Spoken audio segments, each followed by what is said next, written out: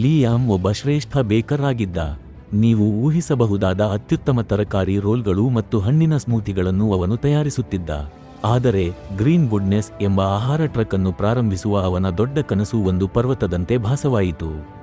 ಅವನು ತನ್ನ ಮೇಜಿನ ಬಳಿ ಕುಳಿತು ಖಾಲಿ ಕಂಪ್ಯೂಟರ್ ಪರದೆಯನ್ನು ನೋಡುತ್ತಿದ್ದ. ನನಗೆ ವ್ಯಾಪಾರ ಯೋಜನೆ ಬೇಕು ಎಂದು ಅವನು ಯೋಚಿಸುತ್ತಿದ್ದ. ಇದು ತುಂಬಾ ಕೆಲಸ. ಸಿಲುಕಿರುವ ಈ ಭಾವನೆ, ಅದೇ ಅವನ 1 ಇಂಚು ತಡೆಗೋಡೆಯಾಗಿತ್ತು. ಅದು 1 ಮೈಲಿ ಅಲ್ಲ, ಅವನ ಮೂಗಿನ ಮುಂದೆ ಇರುವ ಒಂದು ಸಣ್ಣ ಜಾಗ ಮಾತ್ರ. ಒಂದು ದಿನ ಅವನ ಸ್ನೇಹಿತೆ ಸೋಫಿಯಾ ಭೇಟಿ ನೀಡಿದಳು. ಅವಳು ಅವನ ದುಃಖಿತ ಮುಖ ಮತ್ತು ಖಾಲಿ ನೋಟ್ಬುಕ್ ಅನ್ನು ನೋಡಿದಳು. ಲಿಯಾಮ್, ಅವಳು ಹೇಳಿದಳು, ನೀವು ಇಡೀ ವ್ಯಾಪಾರವನ್ನು ಪ್ರಾರಂಭಿಸಬೇಕಾಗಿಲ್ಲ, ಕೇವಲ 1 ಇಂಚು ಚಲಿಸಿ.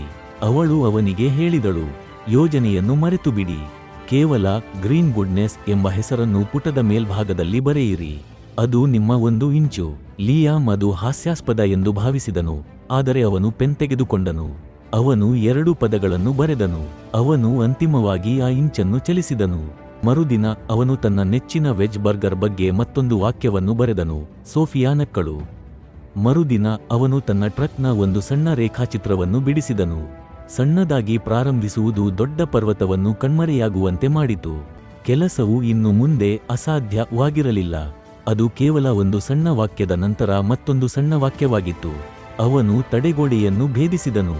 ಅವನ ಪಾಠ ಸ್ಪಷ್ಟವಾಗಿತ್ತು. ದೊಡ್ಡ ಗುರಿಗಳನ್ನು ಒಂದು ಸಮಯದಲ್ಲಿ ಒಂದು ಸಣ್ಣ ಹೆಜ್ಜೆಯಿಂದ ಸಾಧಿಸಲಾಗುತ್ತದೆ. ಒಂದು ಪರಿಪೂರ್ಣ ದಿನಕ್ಕಾಗಿ ಕಾಯಬೇಡಿ, ಈಗಲೇ ನಿಮ್ಮ 1 ಇಂಚನ್ನು ಚಲಿಸಿ.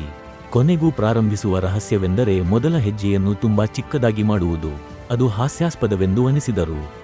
ನಿಮ್ಮದೇ ಆದ ತಡೆಗೋಡೆಯನ್ನು ಭೇದಿಸಲು ನೀವು ಸಿದ್ಧರಿದ್ದರೆ, ಚಂದಾದಾರರಾಗಿ ಮತ್ತು ಇಂದು ನೀವು ಏನನ್ನು ಪ್ರಾರಂಭಿಸುತ್ತೀರಿ ಎಂದು ಕನ್ನಡ ರ್ಯಾಪೋರ್ಟ್ಗೆ ಹೇಳಲು ಕೆಳಗೆ ನನ್ನ ಇಂಚು ಎಂದು ಕಾಮೆಂಟ್ ಮಾಡಿ.